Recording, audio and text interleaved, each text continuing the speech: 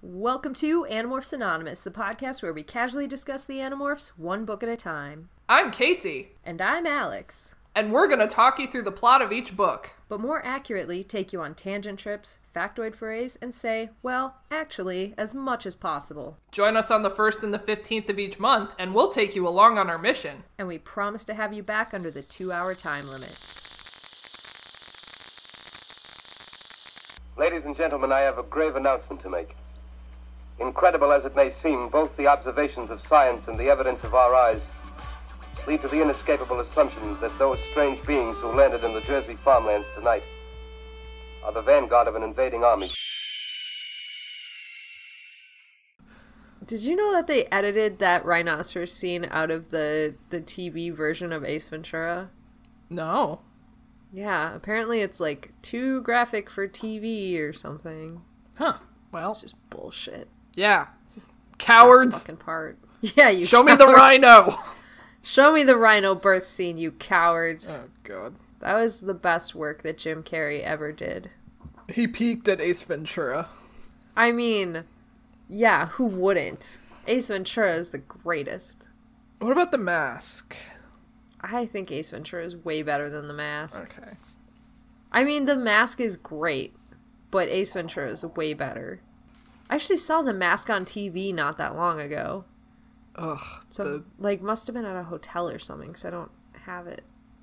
There's a YouTube series of CGI artists, and they critique just, like, CGI scenes, and they did The Mask, and I was just like, the 90s CGI scene. What did they say? Like, good or bad? Well, so what was interesting about The Mask was they did a lot of, like, kind of traditional animation methods with it. They did, like, smearing, which you don't really necessarily find in kind of your standard movie that has CGI in it. So, okay. I didn't know about that. That was really interesting. And I think that was probably a good call because, like, of the cartoony nature of The Mask. But, right. But yeah. It's a pretty good YouTube series. It's very interesting. They do a lot of the Avengers superhero movies, but sometimes they do they did The Matrix with all the like Agent Smiths and shit. Ooh. And, yeah, it's pretty good. Yeah. Lena's here. Yay, Lena! Now we can officially begin. Come here, girl. She's like, I'm not a dog. I'm not a dog. You can't tell me what to do. I'm a free, independent woman. That's right. I don't need you. Ugh. Now you come up. Don't jump on the microphone, please. Thank you. She still might. Now that our official cat is here, should we start going through this actual book? Yeah. This all right. Goddamn book. This goddamn book. Goddamn book. So you didn't enjoy it? No, I enjoyed it very much. It had two of my favorite things, which are morality quandaries and weird morphing shit. So I rather enjoyed it. Fantastic. I'm very excited to talk about this book. This is one of my guilty pleasure books. Okay. I thoroughly enjoy this. There's just so much going on that cracks me up, and then I'm like, wow, this is so crazy. I love it. So let's get into it. Yay. All right. This book's opens with Cassie crouched in the barn, waiting for a mouse with a broken leg to scramble out so she could scoop it up and take care of it.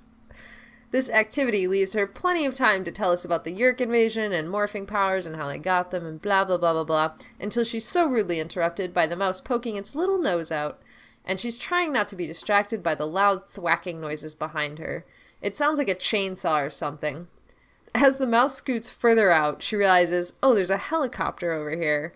And then as the mouse runs completely out, she scoops it up and tries to comfort it, but the helicopter going right overhead of her drowns out her voice.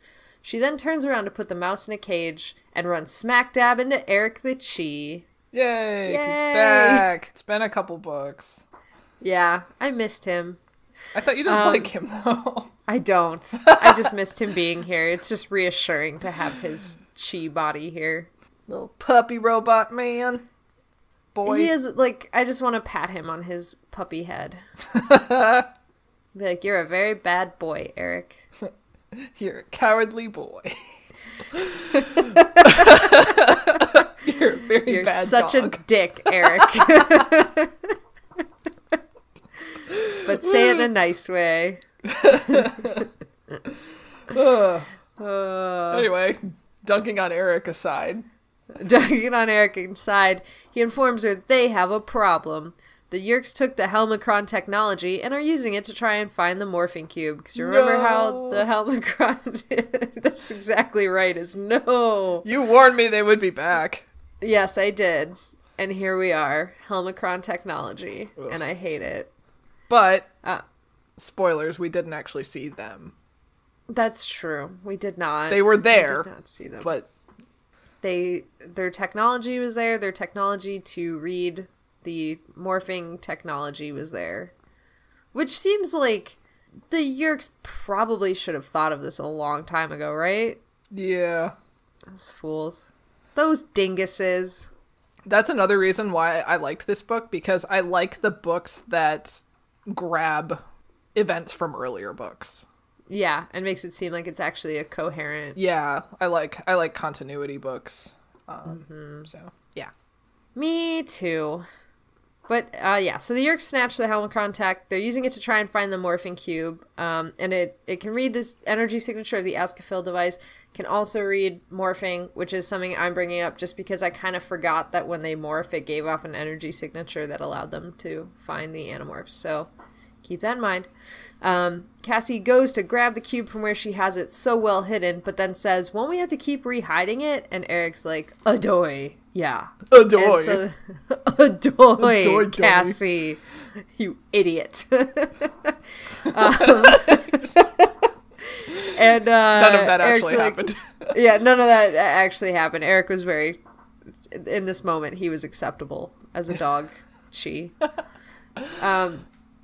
He's like, yeah, you're gonna have to keep moving it until the Helmicron ship is destroyed. And Cassie's like, motherfucker. And at that exact moment, Cassie's mom, like, pops her head into the clinic and she's like, hey, I'm headed to the gardens for something. And Cassie's like, oh, I'll go with you. And tucks the Escafil device into her very large sweatpants that she's wearing. Was it sweatpants or a big t-shirt?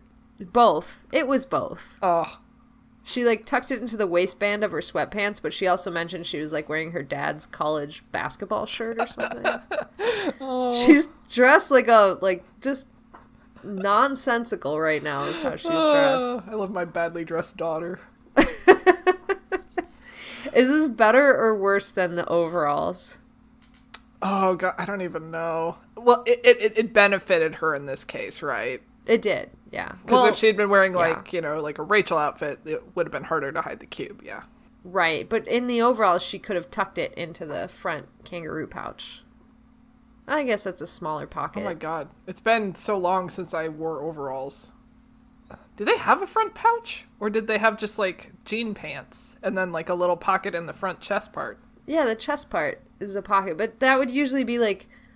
I say usually, I have no idea. But, like, the ones I wore used to have, like, a big pocket and then, like, smaller pockets on front of that big pocket. Damn! Pockets for days! It would still look really weird to have a cube in that front pocket, but... Yeah. It's just an option, I guess. Okay, I have a small fashion confession to make, just to derail us a little bit further. I did find myself the other day wishing that I had something akin to a fanny pack, but I would not openly admit that I needed a fanny pack. Because I almost legit bought the Adventure Zone fanny pack. Okay, that's the only one I would accept. Okay. But... I didn't. I walk around the park every day, and I usually wear just, like, leggings and, like, gym clothes, which don't have pockets. Mm-hmm. But I'm carrying my phone so I can play Pokemon, and I'm carrying my keys. Yeah. And I... don't have anywhere to put it, and I was like, I wish I had a fanny pack. That's understandable. It's horrible. No, I think it's acceptable. They're coming back in. I know, but I don't want them to, because they were bad in the 90s, and now they're bad still. I had a really cool one that had an orca on it. Oh, that's cool.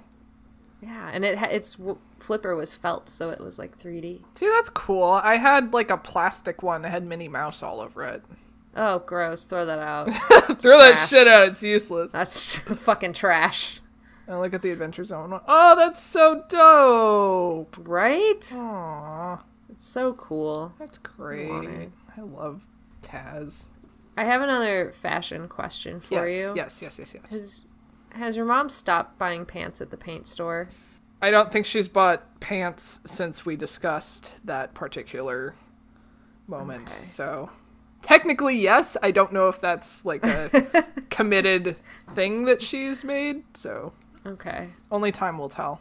I assume she doesn't listen to this podcast, but maybe we shamed her into not buying it somehow. I will have a strongly worded discussion with her upon my return home about her pants preferences. And how she cannot buy them at the paint store any longer. Correct. Well, speaking of people's moms, Cassie's driving with her mom to the zoo. Got it going on. Oh, man, she probably wouldn't know who sang that song. She'd probably be like, oh, is that a Nice as Neat hit? Anyways, Cassie's mom's driving like a dingus, and Cassie's like, oh my god, why are you driving so slowly? Because apparently when she talks, she drives super slow, and the guy behind them is like losing his shit and like going right up on their bumper and speeding up, and eventually when he had the room, he sped around them, pulled in front of them, and then hit the brakes. And Cassie has this like I know. Yeah. I was picturing it as her mom hits the gas pedal and then takes her foot off and then hits it again, and I was like, didn't we know somebody who drove this way? We did. It was Abby. Yeah. Mm-hmm. Yeah. So I was picturing that, but I fucking hate that other driver. The one that braked in front of them. Oh, yeah, that part's bullshit, but the whole, like, getting so frustrated, because she was going, like, 30 and a 45. I mean, that's bad. I would be that, like, insane guy, like, please, just go! Yeah, but then you don't speed around and then slow down, like... Oh, no, that's just aggressive driving. There's no need for that. Yeah, I get mad at people on the freeway who stay in the left-hand lane and won't move over, no matter what. Yeah, see, I will drive in the left-hand... I'll admit that I drive in the left-hand lane, sorry. But I do, if somebody, like, pulls up behind me, I do move over to the lane. That's good. I'm talking about the people who are like, no, I'm just gonna stay here because I'm an asswipe. I've paid my taxes and I'll drive 40 on the highway. Oh my god. Yeah. Yeah, those fucking assholes. Ugh. It's all bad. It's all very bad. And Cassie, for a fleeting moment, thought like, oh, this guy's a control and he's trying to stop us, but he's just a dick. So, no big deal. Eventually, they make it to the zoo, where Cassie starts wandering around. She's like, bye, Mom, I'm just gonna go look around, and then I'll catch a bus home, which is weird, but okay. And then, soon enough, Cassie notices that the other Animorphs have arrived, and heralding them is Rachel, Thoughtspeak, mocking her about what she's wearing. Yay! Like a good friend. Like a very good friend. Everyone checks in with her except for Axe, because the way that she knows Axe is there is a small child threw a french fry on the ground and a seagull went batshit over it. There he She's is. like, oh, Axe. There he is, my monster boy. There's the good boy who's obsessed with french fries. Oh my god. But aren't we all deep down? Yes. Yes, we are. Didn't we just have a conversation about french fries this week for like half an hour? We did, about the best time to get Wendy's french fries. That's right. And how they're very hit or miss. Yes. Based on when you go. Yes. Yeah. So yeah, we are all obsessed with french fries. And I'm not going to apologize for it. No fry shame here.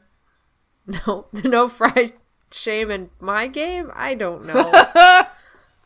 Oh, yeah. Anyways, everybody's there as seagulls except for Tobias, who is just himself. And as Cassie's wandering around, the helicopters start closing in, and then men in suits enter the zoo. So one of them comes by Cassie, and she's like waiting, trying not to look suspicious, but as soon as he looks away, she bolts. Then I wrote this terrible joke. I said Cassie runs out of the gardens with Tobias as her wingman. Oh! So that's pretty good. I like it. The quality content you're all paying for here. I wish they were paying. They're not going to pay until we make the jokes better, okay? Oh, God. This is not paid content that we're creating. We don't have a money zone. We do not. I think if anybody ever heard, like, any sort of ad that we did, they'd be like, oh, I'm sorry, can I have my $100 back, please? I'm rescinding on this. Literally, you're driving people away in droves. I did, like, somebody commented on the Instagram saying that Cinnabon should sponsor us or something. Yes, 1,000% they should. I was like, yeah, shout out to that person whose name I forgot. I'm so sorry. Yeah, I forgot to. You know who you are. Up, but you know who you are. You who agrees Cinnabon should sponsor us. Yes. That's right. How pissed would Applegate be if we got Cinnabon to sponsor our podcast and they never got Cinnabon to do anything with the Animorphs? I don't know. I mean, so I think we've generally come to the consensus that Animorphs is making a comeback. Yes. So there's still time, I guess.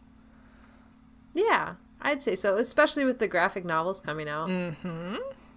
Which will probably be followed by some sort of show adaptation, I would hope. I would hope, too.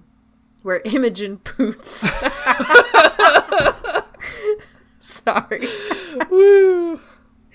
Oh my god. Did we announce here that Sam Neill of Jurassic Park fame has a pig named Imogen Poots on his farm? What?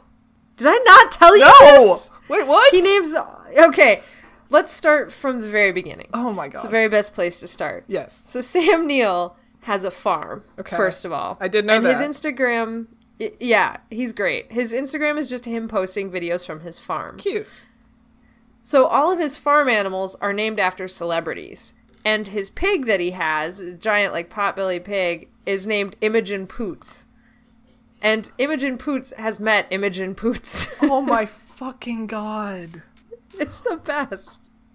Who even is Imogen Poots? I don't know! I've never seen them in anything! I don't know who it is, I just know their name. Oh. And I know that people are like, she should play Rachel, and I'm like, I don't care what she does, her name is Imogen Poots. It's like, I need to stop losing my mind over this. It's interesting because I feel like so many celebrities, their presented celebrity names are not actually their real birth names. Yeah. So it's like... There's no way Imogen Poots is her real birth name. But what if it is? But why would you have that? Why would you have that name, though?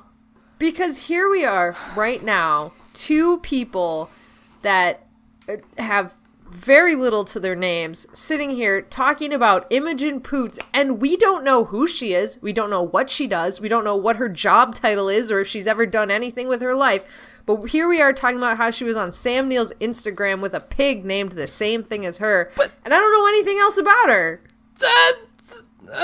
This is great marketing. What? She did good. She must have done something to warrant Sam Neill naming a pig after her. Hold on, let me look it up. She must have, but I don't know what that thing is. Imogen. Okay, second result. Thanks, Google. Okay. English actress. Biopic. Jimi Hendrix biopic? Hang on. What? Give me your Wikipedia. She is... Well, you're doing that. I'm going to look up Imogen Poots' pig. Oh, she's my age. What the hell? What? She's born like a few weeks after me. Hang on, career. Had a non-speaking role in V for Vendetta. She was in V for Vendetta? Yeah, I guess she had a small non-speaking role. Wow. I've never heard of any of these movies. I looked up Imogen Poots' pig, and the second result to come up was when Imogen Poots went to Sam Neill's farm and met the pig. Oh, she was in Green Room. Wait, no, sorry. Green Room? Sorry, I meant to say... I thought it was Green Book, which you just told me about the other day. Oh. I was like, oh, she's in Green Book. No, it's called Green Room. I'm so sorry. That is different. All right, well, she's an actress in movies that I've never seen, therefore I've never heard of her, so what do I know? And here's the thing that really throws me. He also has a cow named Helena Bonham Carter. Beautiful. And he had a chicken named Meryl Streep, but she was killed by a ferret. That's sad. That's very... Meryl Streep will never die. No, but the chicken named after her might. I know he has a duck too, but I can't remember the duck's name. Anyways, this is taking up a lot of time. Sidecast where we talk about Sam Neill's farm and Imogen Poops. I'm so down to record an episode just about Sam Neill and his farm. This is not the first time we've talked about Sam Neill on this podcast. It's never the first time we've talked about Sam Neill. I mean, when we recorded Megamorphs 2 in the Time of the Dinosaurs, I did get to be Sam Neill's face on that art. That's true. I think it's justified. We have to talk about his farm at least once. Maybe he'll sponsor us. Yay! Name him an animal. Get some goats and name them after us. Oh my god, that would be so cool. I want to be a fainting goat. Oh my god, then I would have to say I'm Sam Neill's kid constantly. Oh, that is so juicy and good. Right? Oh my god. Oh my god. Oh. I'm in. I was gonna make some joke about I would be a fainting goat because I overreact to tiny things, but yours was way better, so. We did it. Jesus. We've done it. Okay. Here it is. Yep. We've hit peak. Yep. Book 39. We've done it. Book 39. Let's call it quits because nothing's ever going to get better than this. Oh, God. Well. Okay. I'm getting back into it. All right. After that. Whatever that was. Doofa. We've got a lot to talk about that's about to happen. We do. So, Cassie runs out of the gardens. Tobias is her wingman. He's keeping an eye out, but the area is infested with controllers.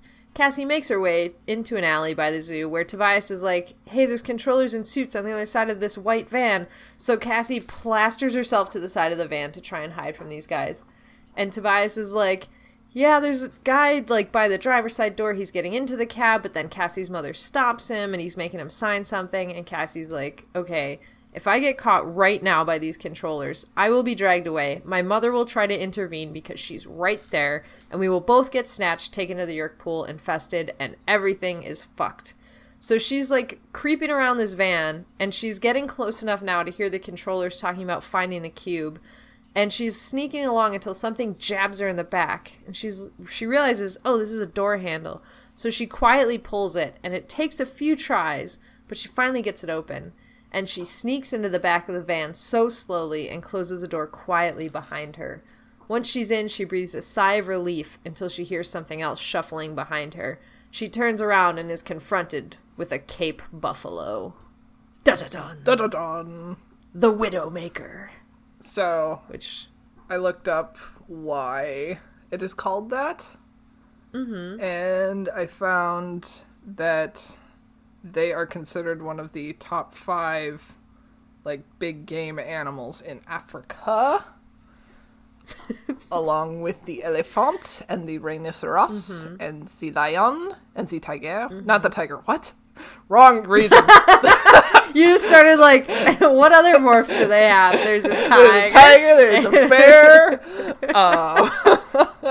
Oh my. Oh my. Leopard, that's what I meant to say. Okay, the leopard. The leopard. Leopard. Leopold. Which was a morph. But was it a morph? Or was it a jaguar? Oh, you're right. It was a jaguar. Jaguar. I'm sorry. I don't know why I'm saying animal names weird. I like it. It started when I said Africa really weird. It did. Jesus. The jaguar is a Jeremy Clarkson one. That's not on us. The jaguar. But yeah, and apparently they like kill a lot of people. Okay, like they're hyper aggressive or something. Yeah, and they trample, I want to say it was like 200 people a year or something. I don't know. Something really like... Jesus. It's probably because people underestimate them. Like Cassie continues to say, because they're like herbivores and, it's like, oh, look, it's a cow. Oh, it's a big dumb cow. It's like, no, it's a cow on steroids and it'll fucking kill you. Yeah. It's like a mad cow. But not in the way that it's gonna be a brain-eating disease, more in the way that they're gonna fuck your shit up. Yeah, and trample you to death. Like it's an angry cow. Yeah, and trample you to death. Yeah, I would never fuck with a Cape Buffalo, that's for sure. No. Even regular cows can be dangerous. Anyways. Anything can be dangerous. Anything is dangerous if they try hard enough. If Animorphs has taught us anything, it's that bigger isn't always better. Yeah. And smaller isn't always better. Nothing's always better. Nothing is better. Things are always bad. Everything's terrible. bad. And we're all dead. That's right. We're all fucked. That's what Animorphs has taught us. It's a buffalo! And Cassie is in the truck with it. Tobias is like, oh no, the truck's pulling away, and you're headed down a road surrounded by woods. And she's like, I am concerned about other things right now. Yeah, she's like, I legitimately have one fear right now, and it is this goddamn buffalo that I'm in here with. Yeah, so as the van starts pulling away, Cassie overhears one of the controllers saying, there's 4 other energy readings, and this is just a wild goose chase, and then the truck lurches away from them. And the buffalo is now getting angry and tossing its head. This buffalo is somehow only restrained by 4 small ropes around its neck and head, and also is not in any way given any drugs, doped up. Like, they just somehow loaded this buffalo in here. Unless they gave it drugs, and the drugs wore off because it's a mighty beast. Oh, or they gave it the drugs, they loaded it, and then they gave it time to wake up so that it wouldn't fall down in transportation. Oh. And also it's a mighty beast. Yes. And, not to go too realistic with this, but there's definitely a component of when you start knocking out animals like this, where if they get, like, spooked or they get angry, they come out of it, like, very quickly and can... Like, if panic sets in, they can almost override any sort of drugs to knock them out, so... Whoa! That's... Yeah, it used to be a major problem when we would have to float Matrix's teeth, because he would spook at something and then he'd completely come out of the sedation and start fucking with people, and we'd be like, well, I guess he's fine. Oh, God. Yeah. So anyways, they can override the sedation with, like, panic or anger or things like that, too. That's cool. Yeah. Well. So maybe that's what happened. Just so aggro. So this buffalo is only restrained by tiny ropes because the truck is moving and, like, kind of, swaying down this road. The buffalo's kind of moving back and forth, and Cassie was in front of it, but then it moves past her and snaps parts of the rope off and, like, snaps off another rope, and it's getting more movement, and Cassie's kind of stuck here, so she does the only thing she can think of right now, and when the buffalo kind of surges past her, she starts acquiring it, and then the truck comes to a sudden stop, and Cassie hears the driver get out and start questioning, like, hey man, what's going on here? And then she hears a voice, a familiar voice that strikes fear into the heart of many. She hears Visor 3 approaching, and she hears the driver go like, hey, don't open the door, and Visor 3 is like, don't tell me what to do. And the driver, like, does his best. The driver's like, I really suggest you don't do this. And Visor 3 is like, don't pretend to suggest things to me. Get the fuck out of here. And Cassie's now morphing as fast as she can. She puts the cube down on the floor of the truck, and then Visor 3 flings open the doors. And when he does, he is face to face with a fully grown, angry Cape Buffalo. It's Cassie. Cassie's the angry Cape Buffalo. Yay! Yay! She jumps out of the truck and starts to charge Visor 3 and just goes on an absolute rampage. Like, full-on Rachel-style rampage. Ugh. Yeah. And seconds behind her is the real Buffalo, who's like, we're mad! I'm gonna be mad too! He's a real follower, this real Buffalo. You're just like me! You're just like me! We're friends! So the real Buffalo jumps off this truck and starts charging around, and he's hitting people because, he's not like Cassie, who's at this point just destroying cars because, she's like, oh no, don't hurt the humans. The real Buffalo goes charging and charges into Chapman, sends Chapman flying. Fucking Chapman's fucking dead, man. Chapman's fucking dead at this point. He would be fucking dead. He died. That happened in this book. It didn't. R.I.P. Chapman, you are dead, my dude. Yeah, you've led so many schools to failure, and now you died. Yikes. He'll never live to send a student to detention ever again. Oh, poor Melissa. Poor Melissa. That's not a thing you should laugh at. Oh, God. Oof. So anyways, yeah, he's dead. Yeah, and so is Visor 3's limo. Yeah, Visor 3's limo is super fucking dead. Like, Cassie destroyed the limo. Ugh. Oh, that was my favorite part. Ostentatious fuck. Yeah, she's like, I will not stand on this sort of blinginess here. Oh, man. So, Tobias finally is like, Cassie, stop it. Cassie, don't. And then she's like, okay, I will stop. Yes, I will stop. I will obey. Fuck.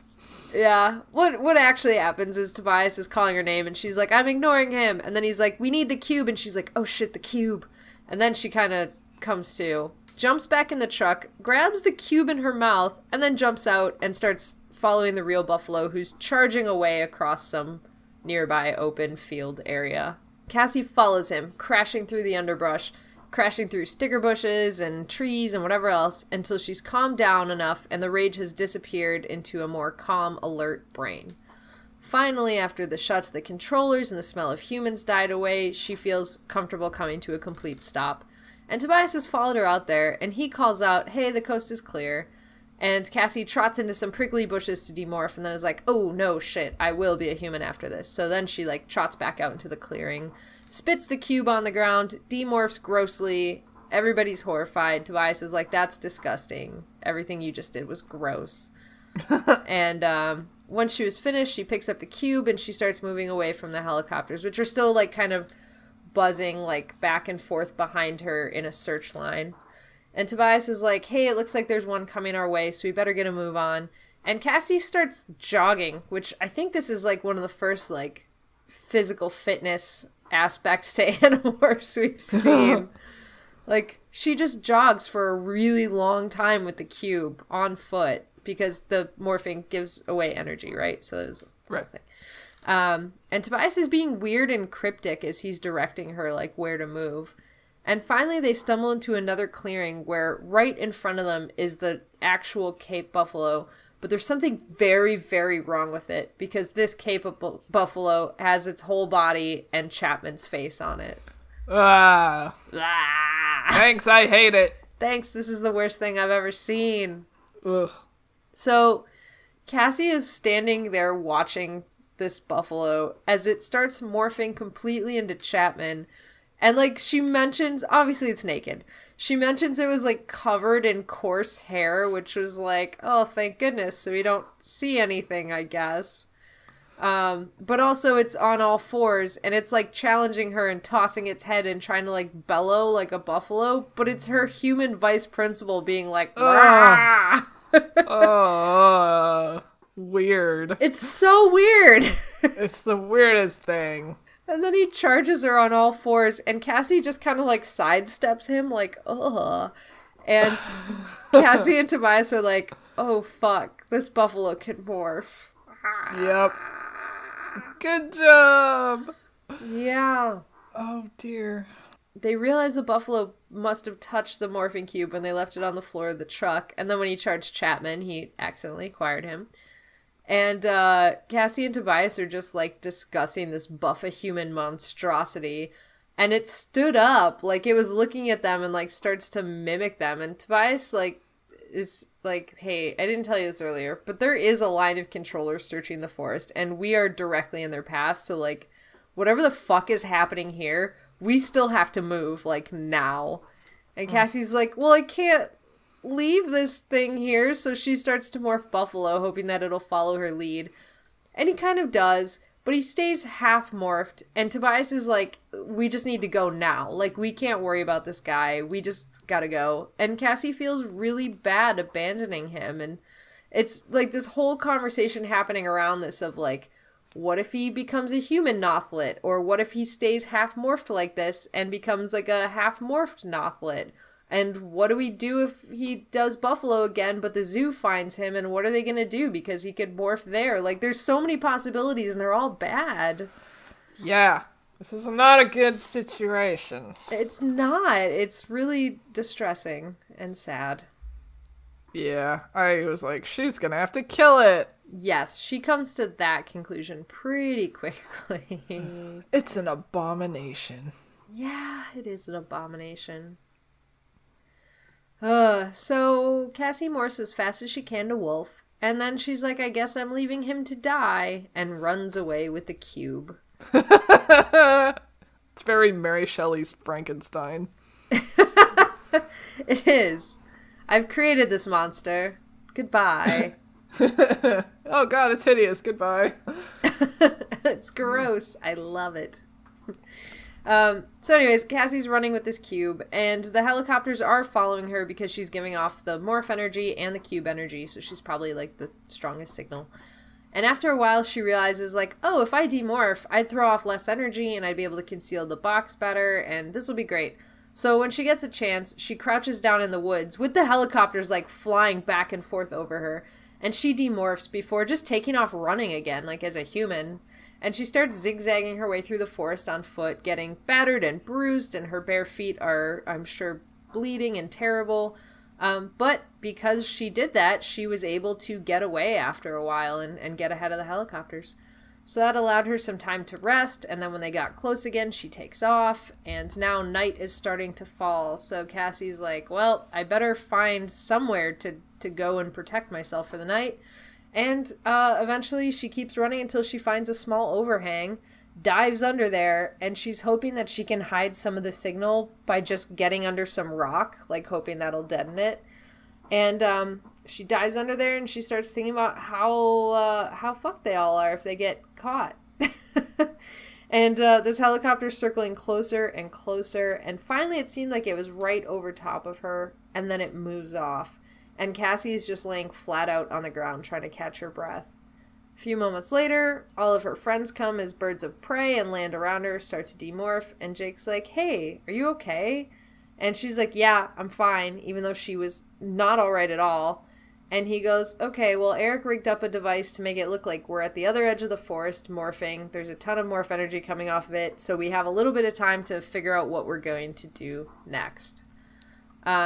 And then Cassie's like, oh, thank God we have a bit of this break. And then Tobias goes, hey, I told him all about the buff-a-human thing, and Axe thought of something else. So, like, what if he gets infested? Because he's seen you morph as a human and a buffalo, and that would be real bad, huh? Whee! Thanks for that thought. Well. He's not wrong. No. But that's still not good. Another bad thing that happened. So, the kids, they morph Wolf, and they run with the cube. They go to the cave where Cassie and Karen spent the night a long time ago, and they were walled in on 3 sides. They're like, okay, we have this false sense of security so we can actually rest. And they know it's a false sense of security. They do not think they are safe at all in here. But they all demorph, and they start to talk about the plan. They're like, yeah, we need to destroy the Helmicron ship. We need to figure out what to do with the Buffa-Man. And then we're going to have to figure out what to do with this cube. And Rachel's like, well, the Buffa-Man question's easy. We just have to get rid of him.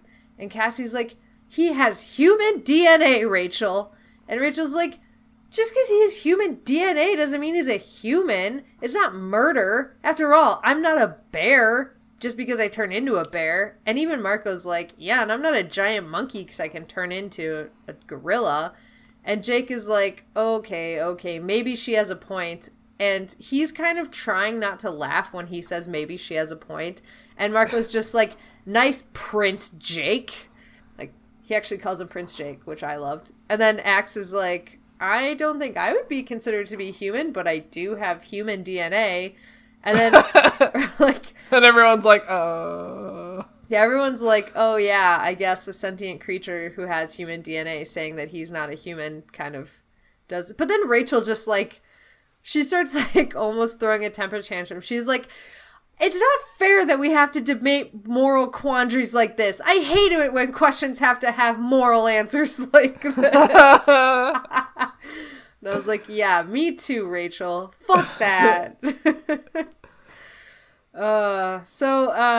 That's too difficult to talk about. So they're like, okay, let's just talk about how to destroy the Helmicron ship. That's easier. And Jake's like, well, what we've got to do is this fake out maneuver where we have to, like, just go into the trap, but it is a trap. We'll do this whole thing. It'll be fine. And everybody's like, Jake, what the fuck are you on about? And, like, they're throwing around a few ideas. And one of the ones that Marco says is like, oh, what are we going to do? Poop on the windshield or throw one of the birds, like one of us as birds into the propeller to blow it up? Blah, blah, blah. And everybody's like, haha, very funny, Marco. And then Marco's like, actually, I have a plan. Let's go cartoon warfare. And everybody's like, dude, what the fuck are you talking about? He's like, what does Wiley Coyote do when he wants to catch the Roadrunner? And they're all like, oh my god. I don't know, Marco. That's a dumb fucking question. Because isn't there like hundreds of those? Yes, and many things happen. Yeah, many things happen. I just love the line where he says, am I the only one educated in cartoon combat? Yes, Marco. That's just such a good line. Yes, you are the only one educated in cartoon combat. Ugh. It's a good line, but he's definitely the only one. I'm with Marco. Cartoons, man. Yeah, well, there probably was a Wile E. Coyote marathon on that weekend or whatever that he had to watch. Yeah, on like Boomerang or whatever. Wait, no. Oh, Boomerang. Cartoon Network. Yeah, Cartoon Network. Yeah. He watched that after he watched the Powerpuff Girls marathon. Probably. And he got up early enough to watch the Teletubbies marathon. Yeah. That does seem to be their lineup. There's probably Flintstones in between Teletubbies and Powerpuff Girls, so. Anyway. Unimportant. So anyways, the whole meaning of Marco's cartoon comment thing is that he wants to drop an anvil on them. And they're like, okay, Marco, we kind of get it now. And so the plan becomes lure the helicopter at the Helmicron ship out to sea and then drop a figurative anvil on them. They're then interrupted because Tobias is like, we have a problem. There are attacks incoming. And Jake goes, go to Battlemorphs now. So everybody goes to Battlemorphs except for Cassie, who busts out her shiny new Cape Buffalo morph. And she grabs the cube in her mouth. New Battlemorph! Cape Buffalo! It's another, I would classify it as a tank, which is different from her wolf. It's very different from her wolf morph.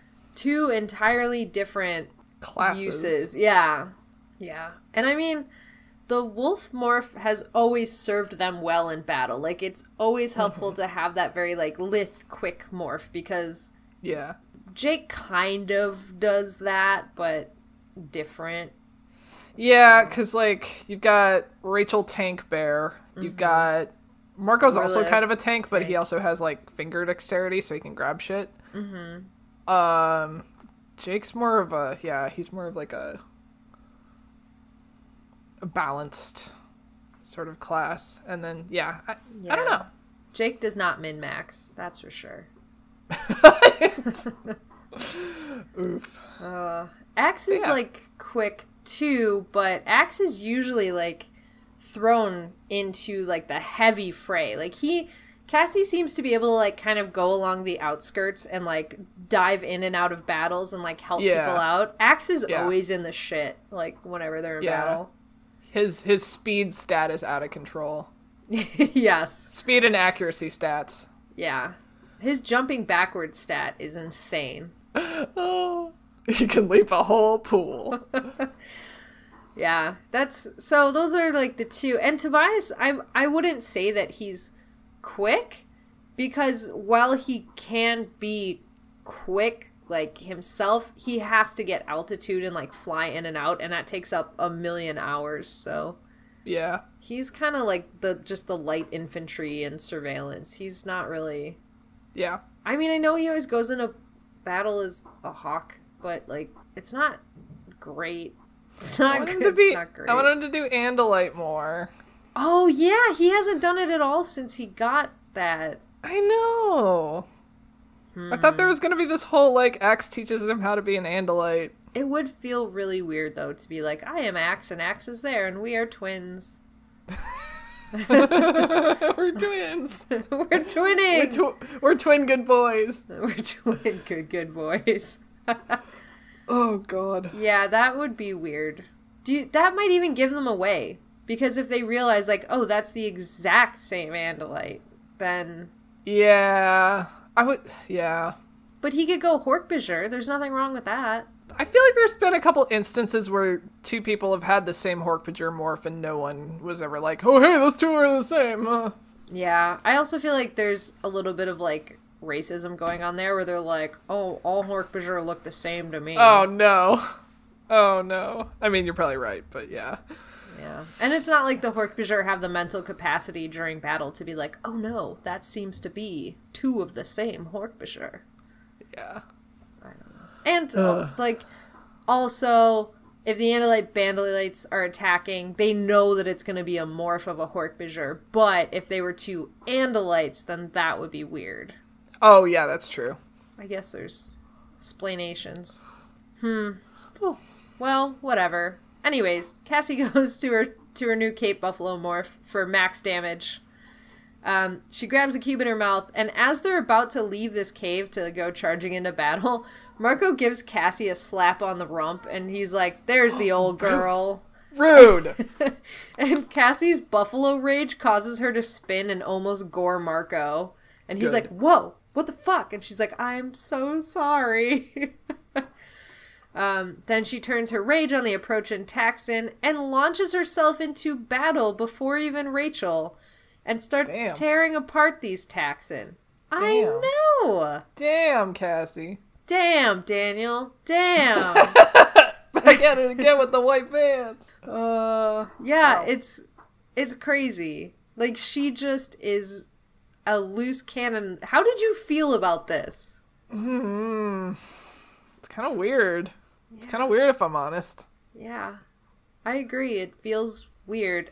I'm not gonna lie, I kind of liked it. But it doesn't... it still felt like Cassie. Like, I didn't feel like she was written in a way that felt not like her. But it was weird when she was charging into battle. Like, it felt like she could not get full control of this morph at any given time. Yeah. I do feel like it would have been more weird if it had been hork-bajir and not Taxon. Because I've never seen... To my recollection, I've never seen her express that kind of like, oh, they're sentient beings to Taxons. She's just mostly like, Taxons are gross. Fuck them. That is true. The fact that it is a Taxon does make a big difference. Yeah. And like the first one she kills, she only kills the one Taxon, but all of the other ones that were around it jump on its body and start like consuming it. So it's not like they endear themselves to her at any point during this battle. Yeah, no. Ugh, I hate Taxons.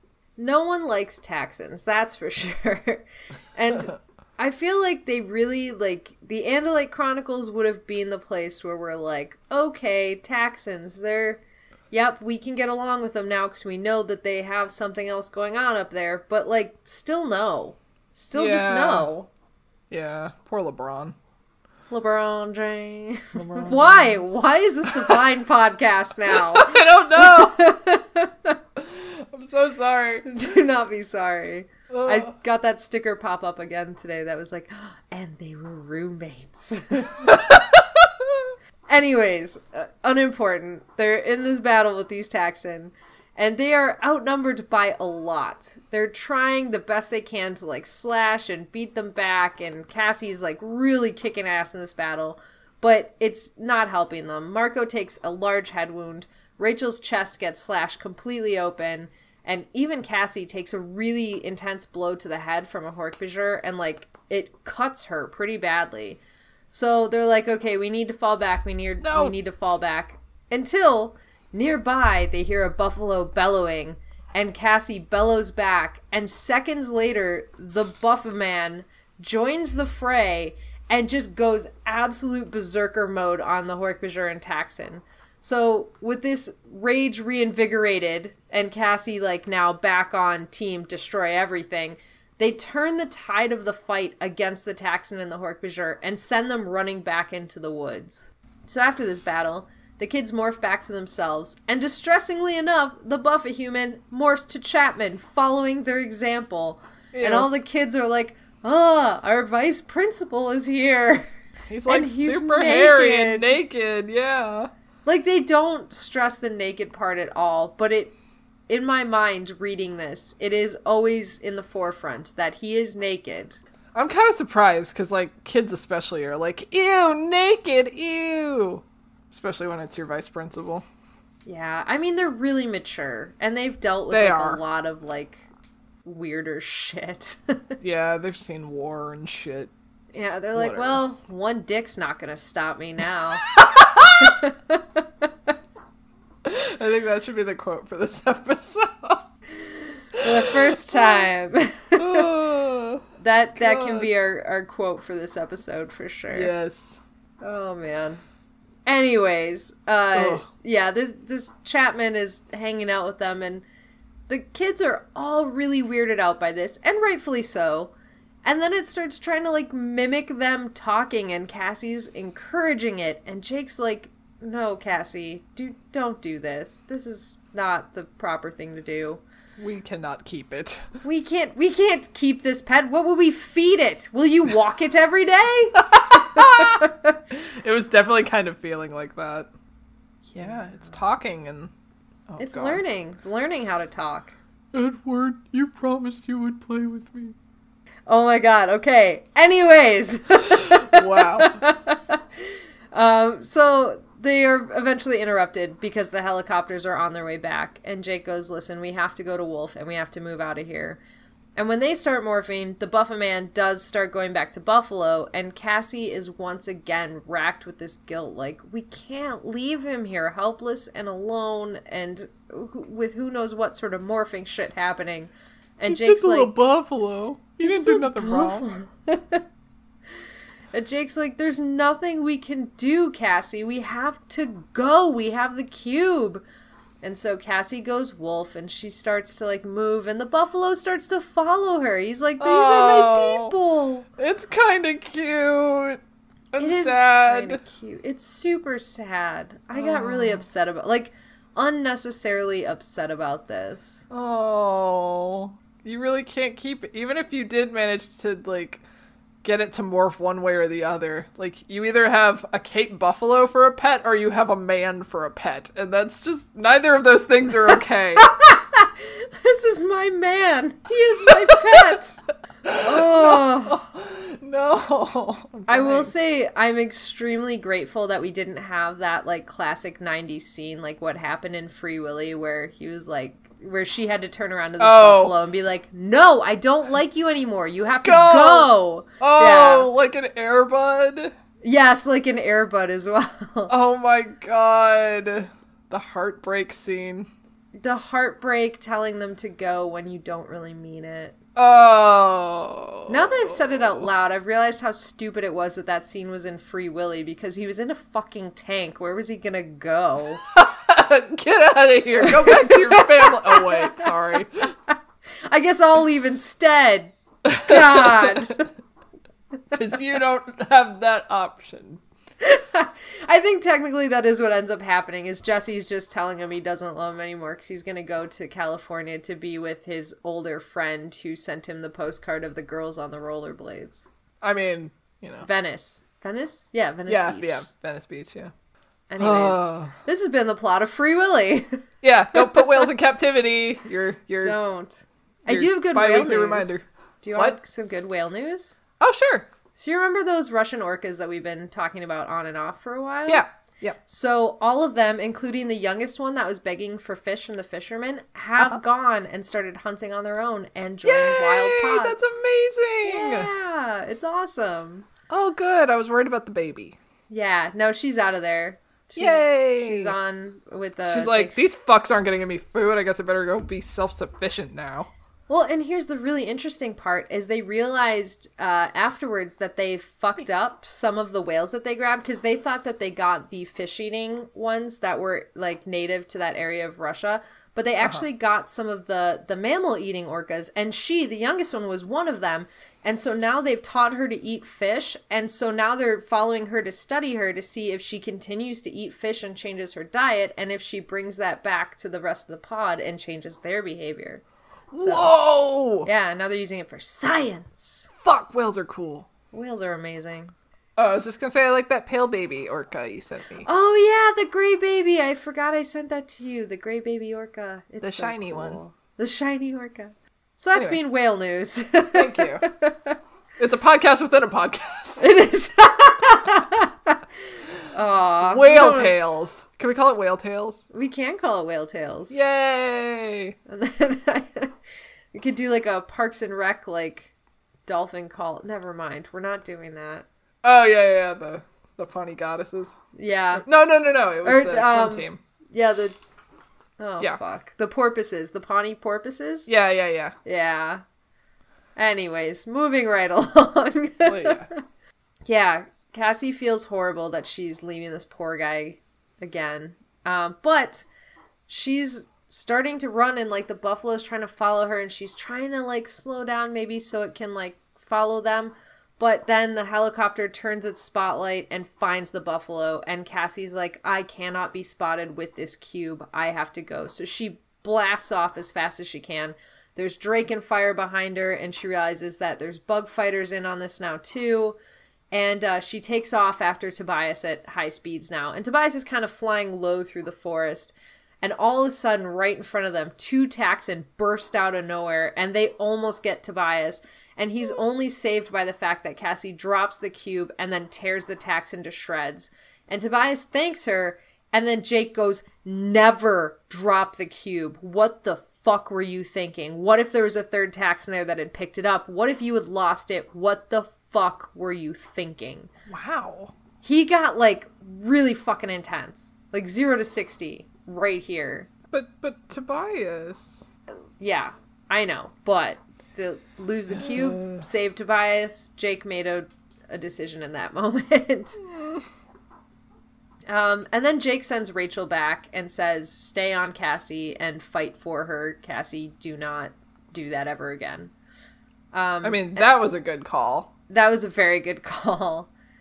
And like Cassie's really taken aback by that. She couldn't believe that Jake just yelled at her and she feels even more horrible now.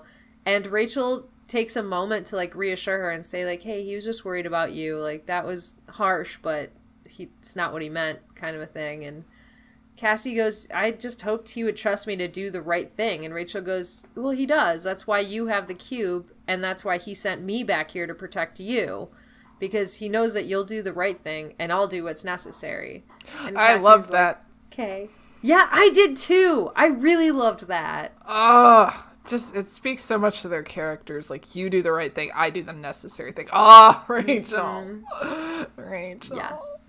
Yes, absolutely. And I, of course, loved the moment that they have where, like, Cassie's feeling really bad and Rachel was the one to come back and comfort her. Yeah. Such friendship. Yes, show me the friendship. Yes, I love it. I need this. I love Heal this me. Heal me with the power of friendship. Yeah. Yeah, it was a sweetish moment, but then that you're totally right about the whole like you do what's right, I do what's necessary. That is badass. I loved it all. Me too. So Cassie is mollified by this, but then, ahead of them, they hear a hork-bajir burst out of the woods, and they hear Jake scream in pain. Everyone charges into battle except for Cassie, and it's this insanely bloody fight where Cassie's, like, hiding under brush where she can and trying to get away from everybody, but it's chopping off arms, and Cassie's seeing, like, hork-bajir arms, like, wriggling on the ground, and, like, her friends are all screaming and in this horrible battle. And then, from behind them, the buffalo charges in and starts attacking again and trampling and wreaking chaos. Oh my god, he's so reliable. He is so reliable. I love him. Oh, he's great. And then there was this moment where Cassie's like, I feel a little better that my friends have some backup with the buffalo, even though the buffalo's putting itself in danger. And I wasn't sure how I felt about that. Like, I don't know if I believed that Cassie would feel okay about this innocent animal putting itself in danger for her friends. I don't know. It's my hang-up, I guess. But yeah. I don't know. Cassie's crouching under this bush, and she feels this kind of shift in the energy a second before anything hits, and so she bolts out from under the bush, and then right behind her, the entire thing is obliterated by a bug fighter fire. And Jake goes, run, just run. And so she does, and she gets out of there, and they all take off zigzagging through the woods at this point, trying to throw them off the trail. And they do manage to get the Yeerks kind of confused and out of there. So they reconvene. They decide to keep heading towards the beach and to just stick with this plan that they've come up with of cartoon warfare. And Marco's like, that's fine, but we do have to cross a road, and that road is going to be intensely patrolled at this point. So they spend some time arguing, like, well, what's the best morph to get across this road? And, like, Cassie comes up with, like, let's use fly, but then somebody stays on one side of the road, tosses the cube over to everybody else when no one's looking, and then the last person goes fly and joins in. They're like, this plan's fucking shitty, but it's the best we have, so let's do it. And Jake actually goes, let's do it, and then apologizes to Rachel for stealing her line, and she goes, I'll let it go this once, but it better not happen again. And I loved it so much. There's some good banter. There's so much, like, not so much, but when there is, like, conversations between the whole team, there's so many moments that are, like, really funny, and I enjoyed. They're just so in sync. They are, and, like, just showing, like, a lot of character depth, which I think is something that we've kind of been missing sometimes with these Ghost Riders. Like, they don't always nail, like, all the aspects of them, so yeah, it's nice to see them doing this. Speaking of, not that I should do this now in the middle of the podcast, but let's find out who wrote this one while we're here. Who wrote this? And give them credit, because I think they did a good job. It doesn't say on my book. It was Laura Battiani-Weiss, who we have had before. I do so believe we had her for... She did 31, The Conspiracy, and she did 27, The Exposed. And let's see, The Exposed was the one you hated with the squid, the phallus book. And The Conspiracy was the Jake book where we fucked up, and by we, I mean me, fucked up all of the history. Oh, okay, the war book. Yeah, the war book. I didn't hate the Squid Rachel book. I mean, there've been worse books since then. That's true. There has and that one been. had the Pemalite ship that I loved. Oh, it did. The Chode. No, not the Chode. The Drode. Oh my god, why did I say that? Oh dear. Oh no. It rhymes. Oh my god. That's funny. Oh no. Oh, that's fucking hilarious. Wow. I think I'm crashing from all those cookies. Oh my god. There's tears in my eyes right now. Okay. Yeah. Buffalo. Yes. Buffalo. They Killing made this fly plan. They're gonna do the fly plan. So they get to this road. The kids all morph to fly, except for Marco, who's gonna be the one to toss it. They buzz over as fast as they can. They demorph, and then they morph to wolf. And then they're like, okay, toss it.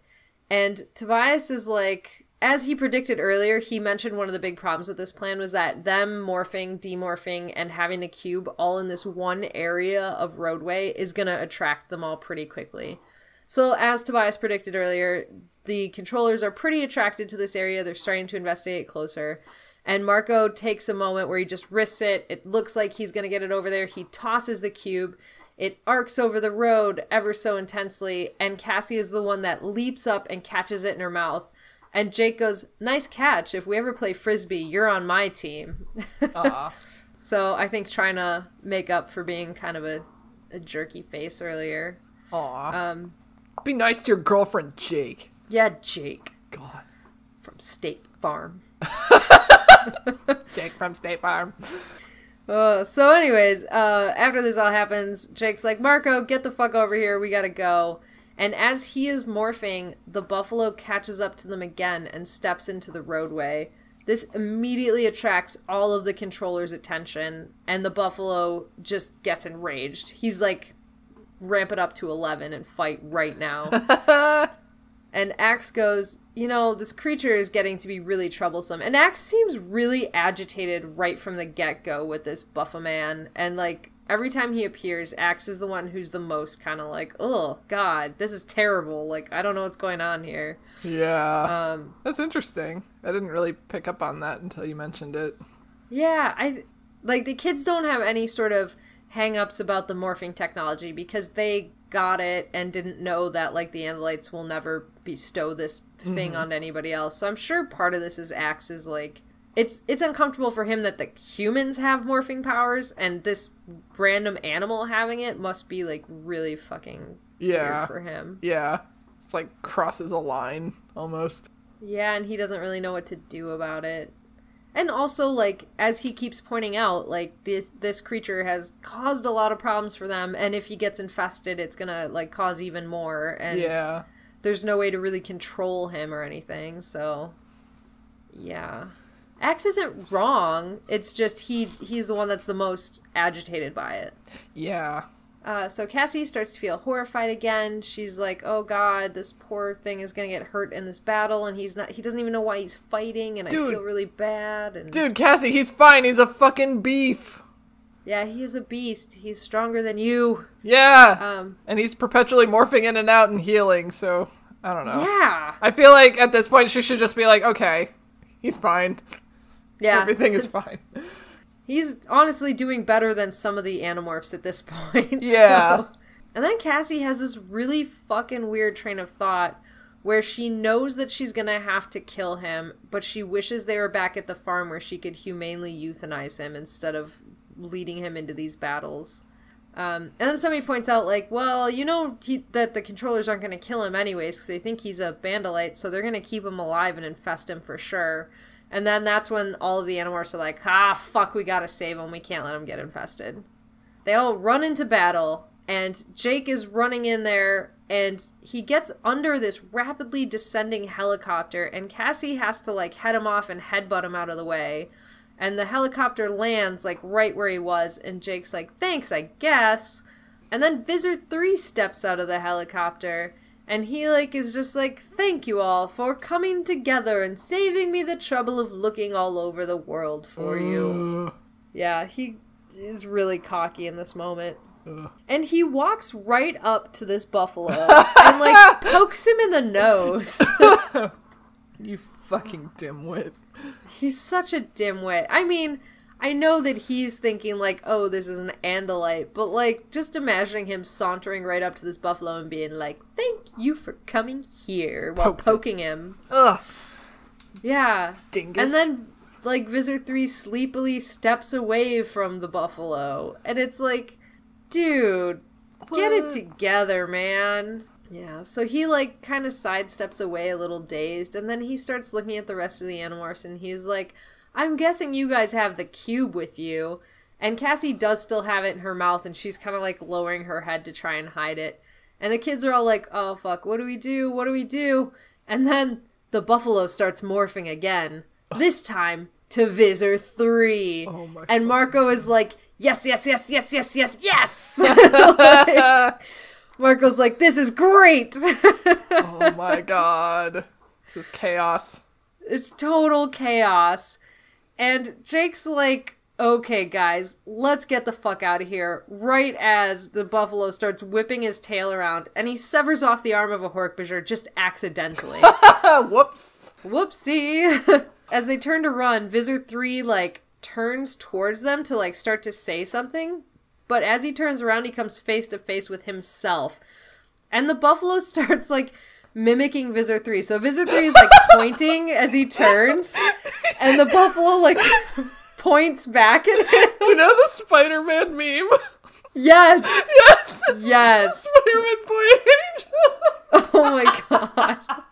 I was torn between that and then also, like, the creation of Adam or whatever that painting is called. Yeah. Creation of man. Oh my god. Oh my god, yes. Oh, I want to draw that when my hand is better. Oh my god. Please, you've got to. Oh my god. So good. All of the controllers around them are like, what the fuck do we do? Like, I think we know which one's Vizard 3, but also, what do we do? So Vizard 3 takes over. He's like, I'll just fight him. And so he starts to fight this buffalo, and he immediately cuts off the buffalo Andalite's arm because, like, the buffalo is not trained in battle. But that enrages the buffalo Andalite, and so he just starts, like, flailing everything, like, just running at Vizard 3, and, like, whatever he has, he's flailing it around. And the sheer intensity of this insane attack drives the Vizard back. And Vizard 3 is obviously, like, more skilled, and he's landing some blows, But the buffalo's body is just, like, reacting. Like, he's just pure Andalite instinct, like, flailing around. And, like, also buffalo pain, screaming and thought speak, flailing around. And he just manages, after a particularly bad blow from Visor 3, to whip his tail blade around and hit Visor 3 with the flat of his tail blade and knocks Visor 3 out stone cold. Oh my God. And then the buffalo takes off after his herd. Wouldn't it be so delicious if he, like, decapitated Visor 3? Yes, I was thinking that. That was the downfall of Visor 3, was just this buffalo that accidentally killed him. Oh my God. Oh, and that would just be, like, the perfect, like, Earth is fighting back moment. Yeah. Like, oh, well. But it was not to be. It was not to be. The buffalo just knocked him out and then ran away.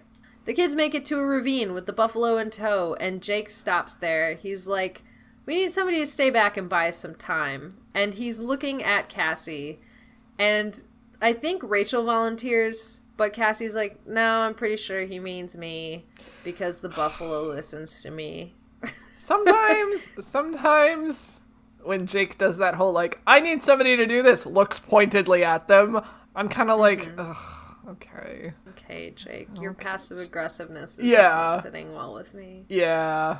I don't love it, but I mean, I know he does it for a reason. I know. But Cassie needs to be the one to do it because she's the only one that can make the buffalo fight.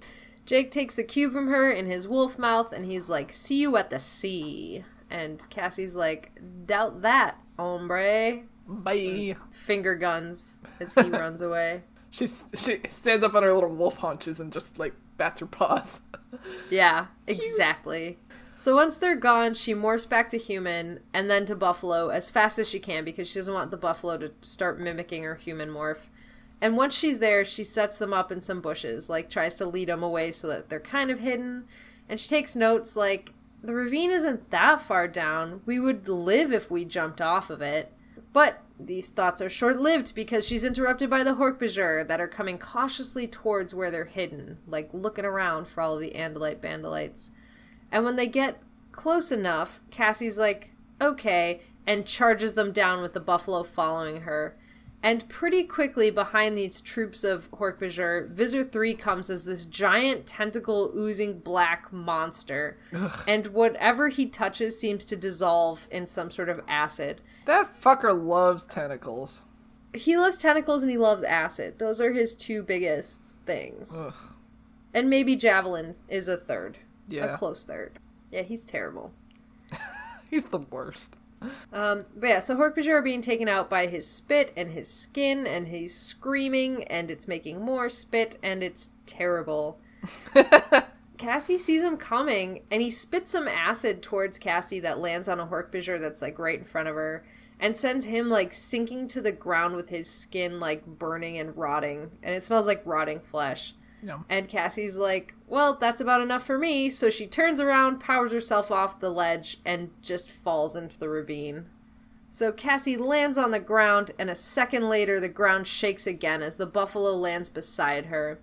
Cassie's stomach is impaled with a branch, and she looks over at the buffalo and sees that, like, 3 of his 4 legs are completely broken. Aww. And he is, like, moaning and churning the dirt with his one good leg. And Cassie is losing a lot of blood and having trouble staying awake. Finally, she goes to the Buffa Man and she goes, watch me. And she starts to demorph. And he starts following her, so he starts morphing into Chapman. And when they were both human, Cassie gets up and starts walking along the ravine wall to kind of hide their progress from the guys above them. And she's being really careful to stay out of sight. And the buffalo's following her closely. And from on top of this ravine, they can hear Visor 3 just screaming wildly as they're descending the cliffs. And he's like, I'm gonna kill them all, I'm gonna get them, blah, blah, blah. And Cassie's like, yeah, okay, like, we gotta move. So she's helping the buffalo along, and he's crying out in pain because he keeps stepping wrong and stepping on rocks and blah, blah, blah. And so she starts showing him, like, where to carefully place his feet. And he starts following her, and he was learning and kind of... Yeah, he was becoming more human, kinda. Aww. And Cassie's like, I feel awful. And she knew that when he fell off the ravine, that she was supposed to leave him to die at that point. but she just could not do it. Even though everybody expected her to do it, she couldn't leave him there in pain. They walk on for a while, and eventually Cassie hears someone calling her name. She looks up and she sees Jake waving down at her, and she was relieved. The kids all gather. We cut to them in a circle, resting for a moment in this ravine. And the Buffalo Man was on the edge of their circle, listening in on them, trying to, like, figure out what he could from the tone of their voices. And everybody is just creeped out that this version of Chapman is sitting there, like, listening to them talk. It's weird, right? Yeah. It's super weird. It's definitely weird. So Marco's grilling Cassie about, like, how did he survive his fall and how did this happen again? And Cassie's telling the truth, except for the part where she goes, like, and you know, it was just an accident. I started morphing back to human and he just followed me. There's nothing I could do. Nothing at all. Accident. Right. So Cassie's sitting next to Jake. The cube is in between them. And Jake tells her, like, I'm glad you're back. And Cassie is like, yeah, me too. And then she brushes an ant off of the cube. It lands on her leg. And, you know, that's fine. After a little rest, they decide it's anvil time. So they start going back to morph. And Cassie's like, I'm gonna go Buffalo to teach the Buffa Man to go Buffalo. It's gonna be great. And once he makes it back to his Buffalo self, Cassie does a quick wolf morph, and then she starts to run away. And the Buffalo tries to follow, calling after her. Like, he's actually calling to her at this point. Oh my god, I hate it! It's so sad. He loves her! He does love her. Oh, she's his family. Yeah, she's his only family now. He was probably taken from his have family. Oh, this sucks. I hate it. This is super sad, and it doesn't get any better. No. So Cassie is just filled with guilt again as she runs away from him, and she just keeps running faster and faster until she can't hear him anymore. And then the team's approaching the shore. They kind of break off, so Cassie's gonna, like, stay back. The rest of the team's going down towards the beach. And they're focusing on the helicopter, which is kind of honing in on them now. And then all of a sudden, in front of Cassie, she notices that there's this ant that's starting to grow. And it's getting bigger and bigger. And then it's getting, like, weirdly humanoid features. And she's like, what in the fuck? And then she starts freaking out because she recognizes that it's herself forming from this ant. Ugh. And a moment later, a perfect copy of her was staring down at her. Ew. It's horrifying. Ew. So Cassie demorphs to face off against herself. And this version of herself, she's watching it twisting and screaming, and it looks like it's in some sort of horrific agony, and it's, like, doubled over, and, like, just like watching yourself get tortured, kind of, is what's going on here. Ugh. And Cassie realizes, like, this is a creature that lived its whole life as part of a social network. And this is the first time that it's going to be alone with free will. And so that's, like, essentially what's going on. But she can logically think that she's still horrified because she's watching herself being kind of tortured and twisted, and it's horrifying. Ants are the worst. Ants are the fucking worst. Kill them all. Ugh. So anyways, Cassie starts going, no, stop it. And this makes the ant turn on her.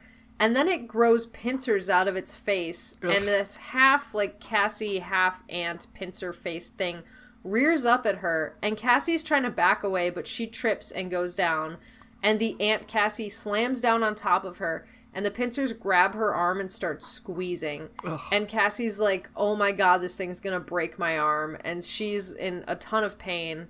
But then the buffalo comes scuttling out of the woods because he hears this whole scuffle happening going on in front of him. He sees what's happening to Cassie with the ant Cassie on her arm, and he charges her, goring her through the abdomen and sending her flying. And this ant Cassie screams, hits the ground, and starts reverting back to its ant self. And as it's getting smaller and smaller, Cassie runs over and starts stomping and stomping in this panic to make sure that this ant is dead, because nothing so horrible could be real. Oh my god, this is like a big-ass giant metaphor for something. This is like this is one of the most fucked up moments in all of Animorphs for me, I think. Oh, that was gross. It's gross, and I think that part of the brutality for me was that she is trying to destroy this ant and trying to destroy everything to get rid of them all. But this is the same girl who had a total breakdown because she morphed a termite and killed the queen to save her friends, and then realized like she killed a termite and that life was just as important to her as this life. So she's just a very different person now from what she was back then. Yeah. It's all bad. It's all bad. And here's what happens next. Oh. So after Cassie's done stomping the ground and she's pretty sure that everything's gone, she realizes that she's got to get out of there because she has to go do this mission. And she's realizing how close the helicopter's getting and that she just has to go now. So she starts morphing Osprey, and she morphs, and then she hesitates and looks back at the buffalo, who's just kind of staring at her confused, like flicking an ear back and forth. Pretty chill. And he doesn't really know what to do with her new Osprey thing. So she says, "Thank you for saving my life." And of course, like, this buffa man doesn't react because he doesn't know what it means. So then Cassie realizes there's one word that he held on to, and so there's something she can say to him. And so she tells the buffalo, "You are good." And the buffalo flicks its ears forward and snorts out this happy, contented noise. And then it's blown apart by shredder fire, and its burning chunks of meat body come raining down around Cassie. No. Horrifying. It's so horrifying. Cassie takes to the air with dozens of shrieking birds. They all fly up out of this exploded buffalo area. And she's trying to gain altitude. And below her, she can see the smoking pieces of buffalo. And she feels just racked with guilt again. Because this creature who had trusted her and who had loved her and followed her wound up like this.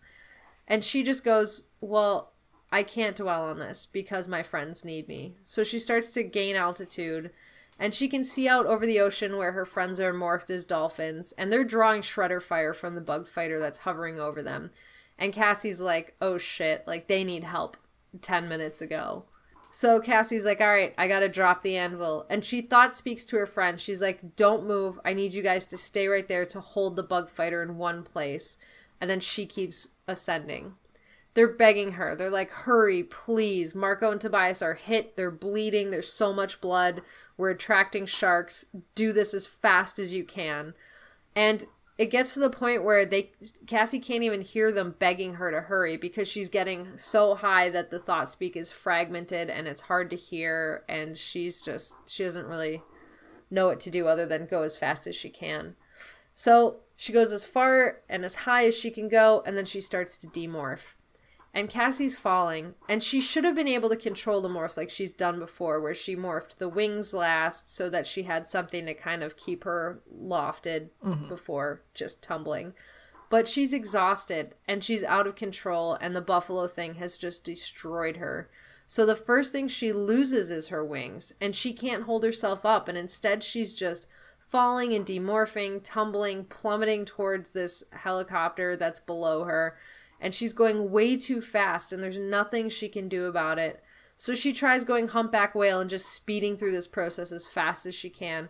But she's not getting there fast enough. And so she's right above this helicopter now. And she's not big enough to survive going through the propeller blades. She is going to just get chopped to pieces and killed. And what's even worse is that the pilot was distracted by this real seagull who kind of got too close. And the pilot looks up, sees her falling. So he kind of tumbles the joystick, moves out of her way, and dodges her from below. And Cassie is falling past him, realizing she's failed this mission. Everything was for nothing. Everything's over now. She's really fucked it up. When the same seagull that had distracted the pilot in the first place got in the way, got pulled into the rotors because of his sudden maneuver, and just kaboom.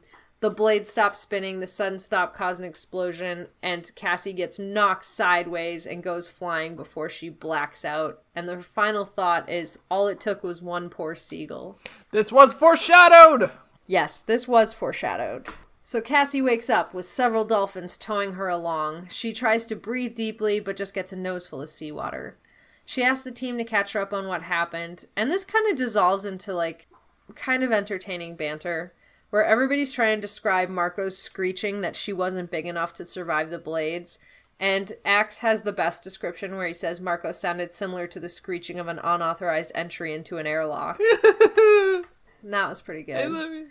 Jake privately reaches out to Cassie and lets her know, like, hey, Marco wasn't the only one who was freaking out. I was freaking out. And they have this kind of private conversation because Jake's talking privately, but Cassie has to say something out loud.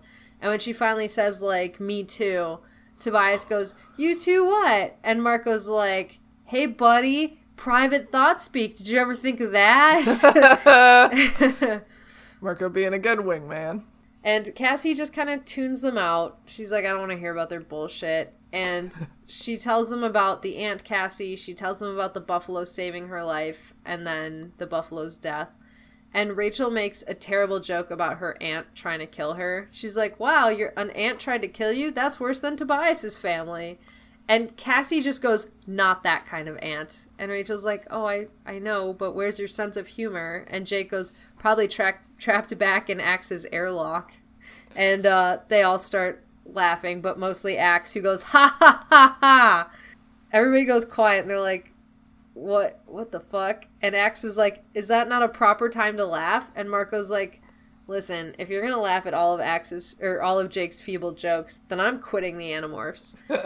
Like, it's this really funny, lighthearted moment, but Cassie just takes it and goes, you know, none of us would quit. None of them could, no matter how bad the jokes are, and no matter how bad the odds are. And that's how they end this book. Why? I mean, they had to end on a lighthearted note because, Jesus Christ. Yes. Yes, they did. It was so harsh. Yeah, but it was like a really weird kind of yo-yo ending to the book because of, like... Yeah. They're all joking around. And it's a really funny, like, jokey, bantery scene. And then the final, like, note of this book is Cassie going, like, no one will quit no matter what the jokes or the odds are. And it's like, okay. I would expect her to, like, just kind of be like, yeah, I hate everything. I want to die. Instead of having that, like, thing of hope. Like, she just must be... Like, yes, they succeeded, but she must just be feeling, like, the worst. Like, after her last book with Aldrea, you know, after they destroyed, you know, all of those Yeerks in the Yeerk pool, and she was, like, curled up in the ship on the way back, just, like, fetal, because she was so racked with guilt about killing the Yeerks. So I would expect her to have kind of a similar moment here, to just be, like, completely blocking everybody out and just being like, I am feeling so many things right now. And, like, how many times has she felt awful over, you know, innocent animals getting hurt? And, like, when wild animals join them, like the orcas or whatever, and they're the ones that get hurt, she just feels terrible, and it would just be really hard for her. Like... She's not in a place to deal with their joking. Yeah. I know that feeling of being around people who are, like, joking when you just feel like the world is ending. And it's a really weird, like, disconnect feeling. I don't know. It's hard to describe, but... No, but I know what you mean, where it's very much like, I want to ask them to stop, but I can't ask them to stop because this is within me and not them. Yeah, so you just kind of, like, drown it out, and everything's just kind of, like, a gray shroud around you. Yeah. But everything was fine except for the buffalo. Yeah, which was just, like, a horrifying scene. Yeah. I felt so bad for that poor buffalo. At least it was quick, I guess. It was quick, and he was happy when he went. Mm-hmm. Sometimes that's the best you can do for an animal. Yeah. And a person, I guess. But I've never had to euthanize a person, so... Okay. I don't know. That's good, I guess. Yeah. Tell me all of your thoughts, please. I wish they could have Nothlit it back into being a buffalo. I mean, that can't... Like a different buffalo? No, I mean, that couldn't have happened because of the whole, like, it would have recognized her and it would have been infested. If they had have gone on a mission to get it back to the zoo, got it to acquire another, more different buffalo, and then had it morph that buffalo, and then it got it trapped there after 2 hours. But it still would have had its mind and its little buffalo memories. It would have, but if it was at the zoo and, like, not morphing and not attracting any attention. Sure, like disguised. Yeah. Oh. I don't think they would have any reason to infest it if it did nothing other than buffalo things. It should have gotten it together with Marco's stepmom's poodle. Oh, God. Gotten it to acquire the poodle, and then you just have two really angry poodle friends together. That one was in love with Cassie and only listened to her. Yeah! That would have been pretty cute. Aw. And then you'd have a new dog. Yeah, a vicious dog that would try to murder you all the time. But it would save you from intruders. And ants. Oh my god, that ant thing was so fucked! Yeah, the ant thing was super fucked up. Do ants ever have a redeeming moment in this series, or are they always just, like, the worst things ever? As far as I remember, they're always pretty much the worst. Oh my god. I don't think ants are... I mean, they're cool, but, like, you know, not that great. They're amazing feats of nature, but I hate them. Yes. Ugh. Yes, that's exactly it. I don't hate many animals, but I do not like ants. That's fair. I'm not a fan of tapeworms. No. Is it because of their parasitic nature? I just don't like it when things come out of other things' butts and are still alive. That's a lot of worms. There's other worms that do that. Yeah, like pinworms and... roundworms. Yeah. Triangle worms. All of the geometric shapes that there are. Rhombus worms. Yeah, those are the worst. Parabola worms. Wee! Okay. What do you... I'm not going to ask you for a ranking, but over the course of this series, where does this book fall for you? Ooh...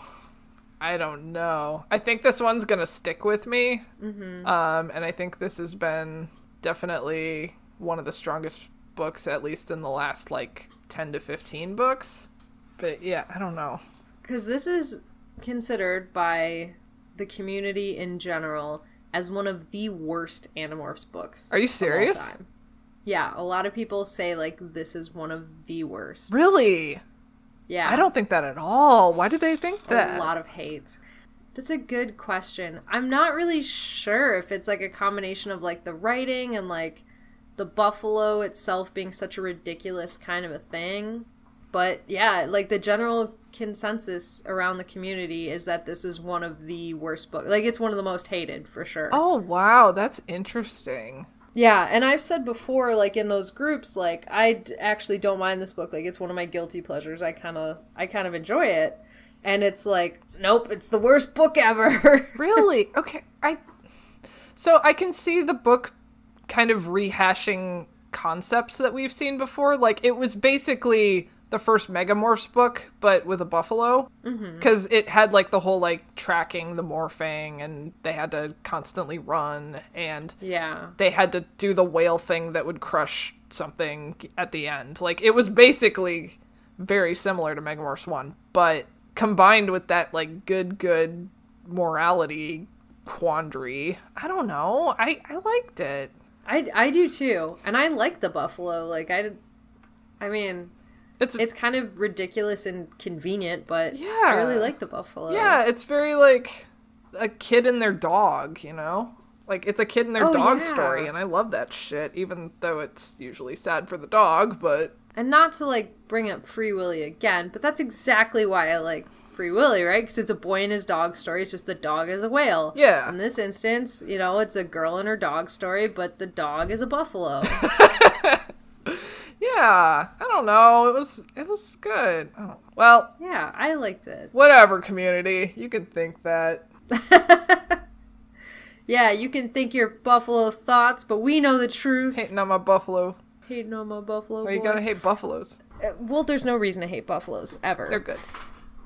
But, like, another part of this was I thought that, again, I don't want to get into ratings because that's the next book that we're doing, the Marco book. Yeah. But I mean, I really enjoyed the character interactions in this book. There was a lot of, like, good, multifaceted interactions.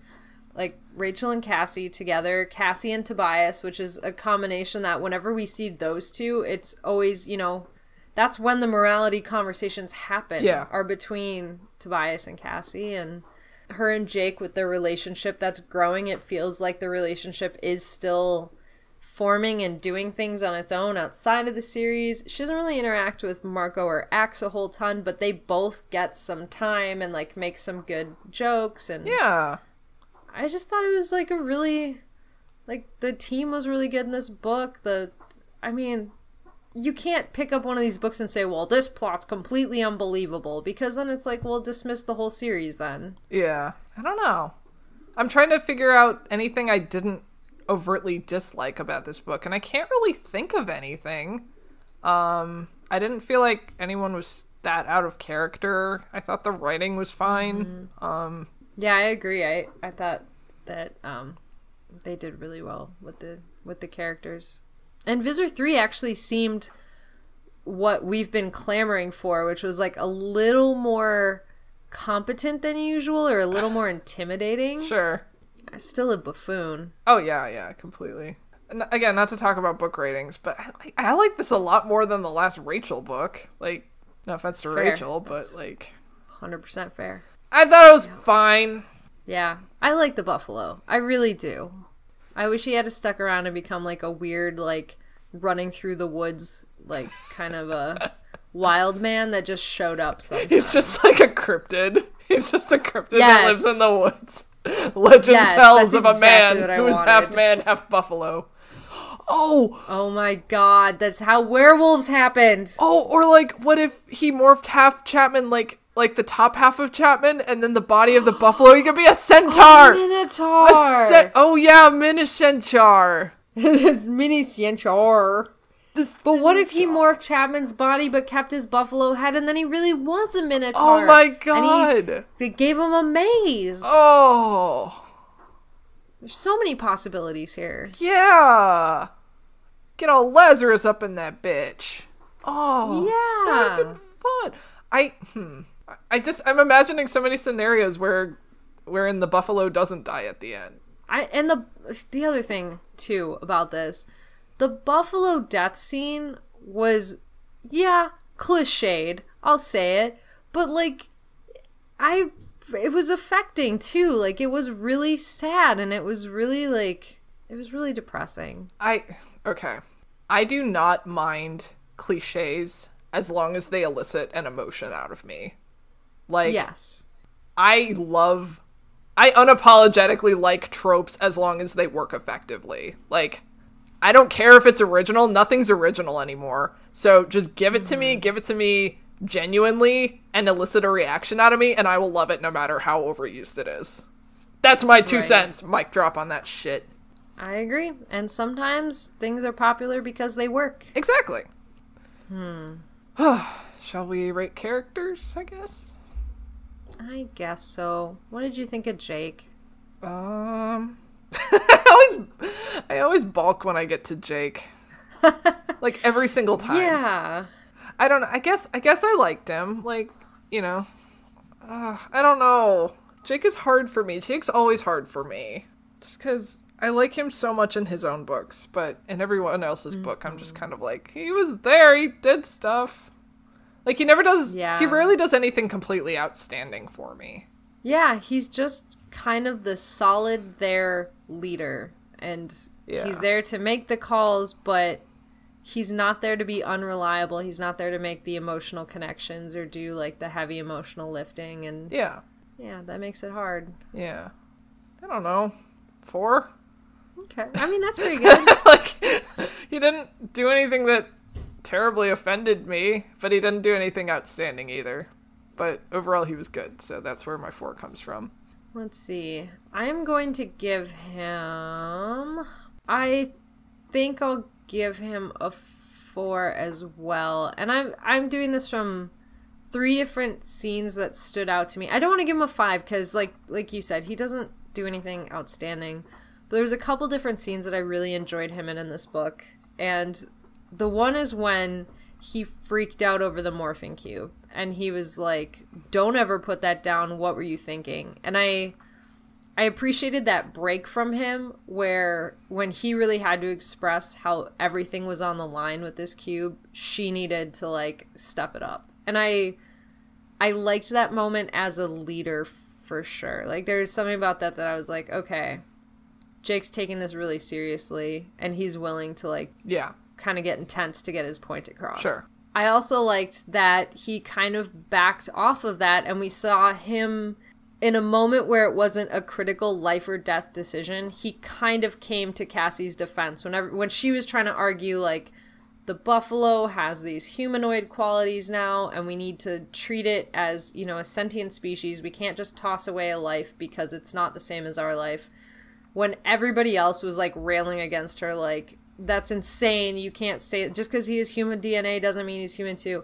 I like that Jake made it very clear that he was in agreement with the other Animorphs, but he still, like, used his power to be like, maybe she has a point, guys. Back it off. Let's think about it. Yeah. What was the other scene I was thinking of with him? There was another time with him that I was really appreciative. I think it was probably just at the end when he reached out to Cassie and was saying, like, just because everybody else is only talking about Marco's reaction doesn't mean that internally I wasn't completely freaking out, even if on the outside I was calm and collected. Yeah, and I like it when he shares those moments of vulnerability with her. Yeah, me too. They're dating. They are dating, but, like, in a really kind of... I appreciate that it's not, like, a buildup of, like, to them kissing every book that it's one of them featured. And it's not, like, a buildup of them always holding hands or, like... Yeah. It's not, like, a kid romance book by any stretch. It's... They're dating, but everybody knows it always comes second to the mission. Yeah. And I like that sort of level of responsibility because it treats the war with the kind of gravitas that it deserves. Yeah. All right. What do we think about Rachel? 5. Yeah, 5. Easy 5. Whatever. Easy 5. She was fucking hilarious in this book. And I got those moments that I so crave between her and Cassie. Yes. So. Yes. 5 from me. God, I love her so much. She's great. I can't believe I was reluctant for so long. It's understandable. Like, it's a really... Like, especially because of... Like, I know you. So, like, I could definitely see why you'd be reluctant because you aren't immediately drawn to those characters that are, like, really aggressive and really intense because that's not your immediate type of character that you resonate with. So I totally understand why Rachel was not your cup of tea at first, but as she grows and changes and you see more of that kind of little girl side of her, it's, you know, easier to reconcile and to, like, to understand where she's coming from. You know what's interesting, though? I'm looking at our spreadsheet of character ratings right now. Yeah. And I'm noticing that the last book of Rachel's that I ranked her a 5 was the David book. In her other 2 books, she has a pretty low score. Well, they were... I mean, it was the Starfish book with the duality, and then it was the book where she's the leader, so... Yeah. Wait, where's the squid book? Oh, that's... I was just looking that 27, that's a squid one, right? Okay, so that is after the David book as well, and you also did not like that one so much. Yeah. Oh, no. Oh, no. Yeah. She doesn't always have the hottest books. But she's still great. But I love her. Yes, I do too. I love her the most. Alright, let's talk about Tobias. Tobias. My little Ias Tobias. Ias Tobias. Toblerone. Toblerone. I don't know. He was good. Yeah. Did he do anything super amazing? I don't remember. Well, he was the wingman for the whole Cassie getting into the truck thing. Yep. He was the one that Cassie first got into the moral argument with over whether or not they could leave this buffa-human. So he was kind of the first big argument where Cassie's like, we have to protect him, we have to figure out what to do with him, blah, blah, blah.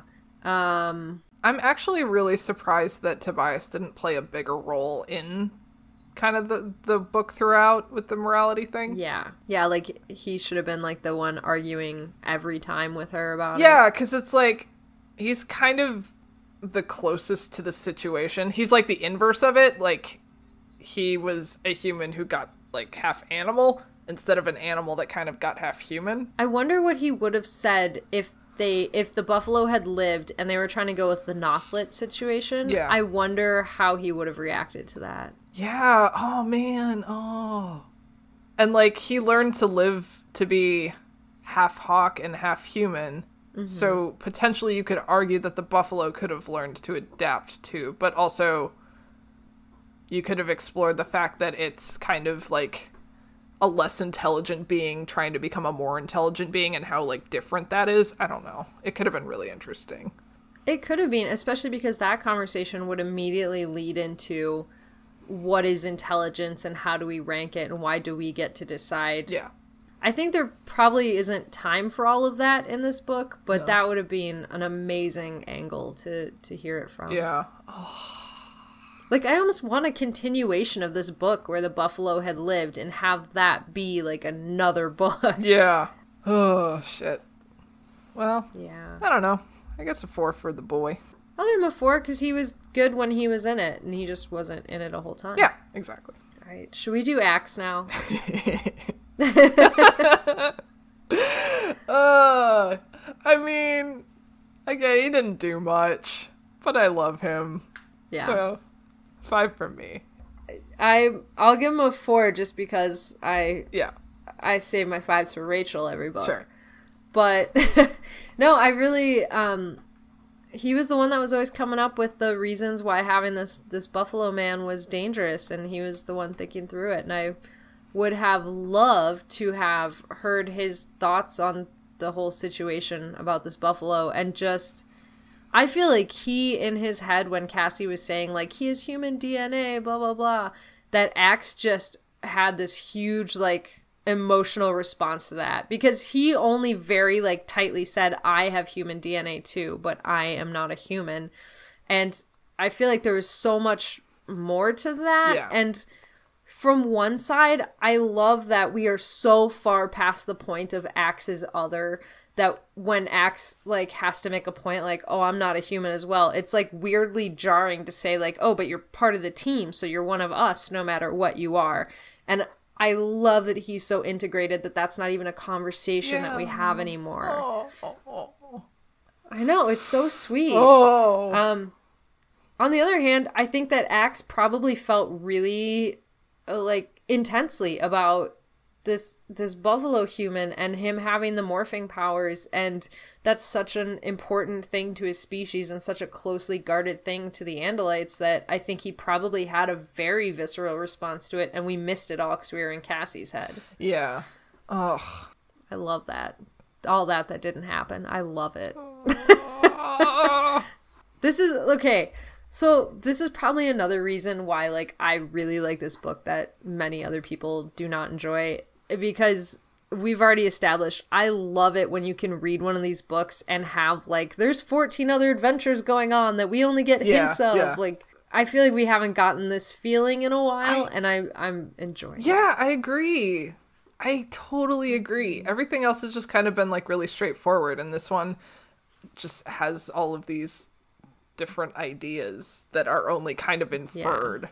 And it just makes it so complex and so juicy, and any book that kind of leaves you, like, hunting for more knowledge like that, but not in, like, this is incomplete. Like, this is an ever-growing, ever-expanding web of ideas, and it's just, it's so good. It is, and it's so, like, I love that intensity, too, of, like, I want to explore this from the different perspectives, because it's such an important thing to be able to do, is to, like, see things from different viewpoints and weigh them and have that. And any book that, like, you get out of the end of it and you're going, well, they were right. Well, no, actually, I could see them being, like, that's such a cool feeling to have, and, like, such a cool moment to have. Yeah. Oh, it's good. What about Marco? It's fine.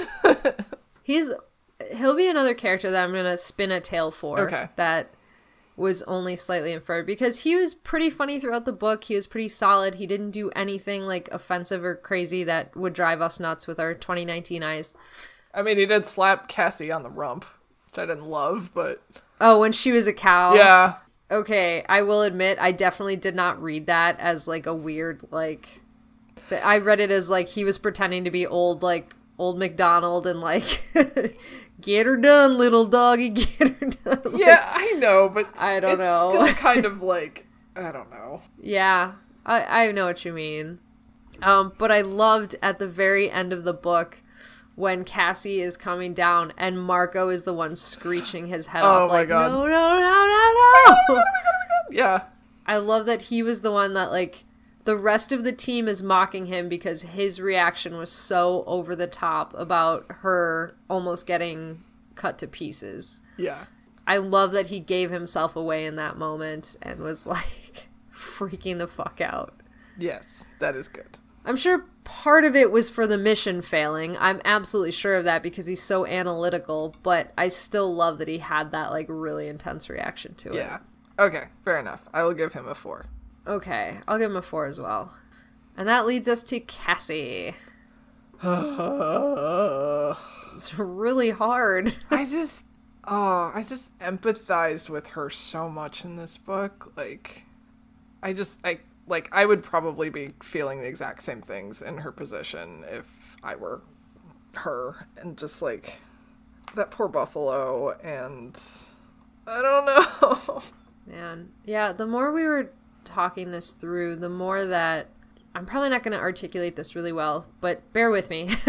I really felt like there was some very clear lines drawn in this book where we could see Cassie was starting to change, and not change as a person because she still sounds like herself, and it's nothing to do with like, oh, the writing's bad, she didn't sound like herself. Mm-hmm. But the lines of where she is as a person and what she thinks is acceptable are moving. Yeah. And that's like killing the ant and being able to see the buffalo get killed and then being able to like say, now focus, I have to go on that mission. Yeah. Like, and being able to just murder Texans. Yeah, absolutely. There was a lot of growth there. Yeah. That was really interesting, and I like that it's not necessarily growth in a good way, because most of the time when you're talking about, oh, this person's growing and changing, you're thinking, oh, they're growing, like it's better, it's a good thing. And in this instance, it's like she's growing, but like maybe it's not good. Maybe it's not great. It's twisting a little bit. Yeah. But like yes, we're trying to grow and be better as people in general. We're also not like in a war. And I think it's really the war that's causing these kids to grow in kind of like a mutated way and kind of like a twisted way. Oh, absolutely. Yeah. Like survival trumps morality at this point. I just really appreciated the view into how she's changed and twisted and malformed a little bit. And I feel like she's, throughout this whole thing, the one that's kind of the least touched by this almost. Because she still has her parents, she still has her life, and you know, Tom's lost his brother, Axe has lost everything, Tobias has lost everything, Marco's lost his mom, Rachel's, you know, lost her weird self with her good and bad, and goddamn mind. She lost her goddamn mind, and she's losing herself. And Cassie's kind of being the one that's like, all of her struggles are within herself, and it's with what she's okay doing. And so it's disconcerting when those have been her biggest struggles that we're seeing her change now, and we're seeing how it has affected her. And I really enjoyed that look. Not enjoyed the actions per se, but enjoyed that viewpoint of it and of her. Yeah. Well, and her past few books have been pretty high, right? Like they've ended on really high notes. Mm-hmm. Yeah. They have. With like a little bit of emotional turmoil, but not as heavy as this book. I'm trying to think. Yeah. There's Aldrea, last book. And before that it was Sickness. Ooh, Yes, where she had to do surgery. And she had to go as Yerk in her Spanish teacher said. Oh, yeah. Yeah, so she, like... Aftran. And, like, that was the big happy note, was she Yeah. found the Yerk resistance and was able to free a Yerk. Yeah, so this is kind of like the first book in a while that's been kind of harsh. Mm-hmm. And I feel like the grasping for the hope at the end has just been a little bit more feeble. So, yeah, I liked the fact that she was kind of faced with a darker book. That's a good point, because I didn't think about how the last couple books have all been her ending victoriously. Yeah, like... That's true. Yeah, I mean, I feel like for me, it's been easy for me to, like, give her really high scores in her past books because, like, oh, she was awesome. Like, she did that cool, like, osprey to whale shit, and she, like, was super strong and saved everybody by herself and blah, blah, blah. And now it's like, I want to give her a high score for a completely different reason because she's just changing so much and it's so interesting. And I don't think there's anything wrong with that at all. I think that's a really amazing reason to want to do that. Yeah. And it, again, proves how our scale is just so, like, it's so wildly hard to be able to pick something. So there's not like a, you know, here's point 1, 2, 3, 4, 5. This is why we gave the character this rating. It's like, no, you got to read the book and experience it. Yeah. Well, I mean, I gave Axe a 4 and he didn't do shit. So I'm like, yeah, completely arbitrary. All right, I'm giving Cassie a 5. I'm giving her a 5 as well. Sweet. I really enjoyed this book. I did too. I think y'all should give this book another chance. Yeah. Yeah, people that hate it, maybe just give it another good old college try. Your opinions are wrong. Please reconsider. I'm totally kidding. Oh my god. No, it's more of a, like, it's not that your opinions are wrong. We don't have to like all the same books. That's why there's like 60 of them. You can like your own top 10 or 20 or whatever, and they can still be completely different from mine. And that's the beauty of these books, is it's so diverse in every freaking aspect of how these are written, and I love it. Yeah. But yeah, this is one that, like, I've never quite felt the hatred that it gets from the community. Oh! Are we gonna rank Eric? Sure, let's rank Eric. What do you want to give him? I don't know. A good old solid 3 for being there. I was gonna give him a 2. Okay, well, just because I'm not that big of a fan of it. He didn't do anything wrong. I just, I'll give him a 3 because he did make that cool thing, that the crybaby cry. Yes. On the other side of the forest. Cool. Anyways. Anyway, yeah. There you go, Eric. All right. Shall we start to wrap up here? Yeah, I think so. Okay. Well, send me your thoughts on this Buffaman and why you think he's not popular with the community. Check us out on Facebook at Animorphs Anonymous, or our super secret, super awesome group, which is facebook.com/group/Animorphs Anonymous. That's our Andalite Bandalites group. You can also find us on Twitter at Animorphs Anon and on Instaslam at Animorphs Anonymous. Go listen to our podcast. It exists on other places like Google Play and iTunes and Stitcher and Pocket Casts and Podcast Republic and other places like that. I felt like we were cheerleading. I don't know. I kind of want to, like, try and switch it up every time. So I end up doing some sort of rhythmic situation, and I feel like that's just gonna happen from now on. I love it. I'm so glad that's happening. Ready? Tell me about your comic. I have a comic. It is called Beside You, and you can find that at bsideyoucomic.com. I will tell you that the URL is actually, like, down right now. Hopefully that will be resolved when this episode gets published in, like, several weeks. So if for some reason it's not fixed by then, you can check that out at bsideyoucomic.tumblr.com. Please go read it. I love it. It's amazing. You should absolutely read it. I love it as well. Whew. All right. As much as I love this book, I am so excited to get to the next book with you. I'm gonna read it tomorrow. Oh my god. I don't know how I'm gonna wait if you read it tomorrow to talk to you about it like a day or two later. It's gonna be so intense. I'm gonna want to know immediately. Oh my god. You keep talking up this book and I'm so excited. I'm gonna pee. I don't know. I don't want to say anything, but, like, I think that there's stuff in the next book that is just so up your alley that you are really going to enjoy that aspect of it. Yes! I'm excited too. I hope I haven't, like, talked it up enough that I disappoint you. I guess we'll see. We'll find out. Next time on Animorphs Anonymous. Everybody go hug a buffalo, but don't actually hug a buffalo unless they're a dog dressed like a buffalo, because buffalo probably wouldn't appreciate a hug. And also charge your friends on all fours because it's funny. Oh, God. All right. All right, bye. Bye.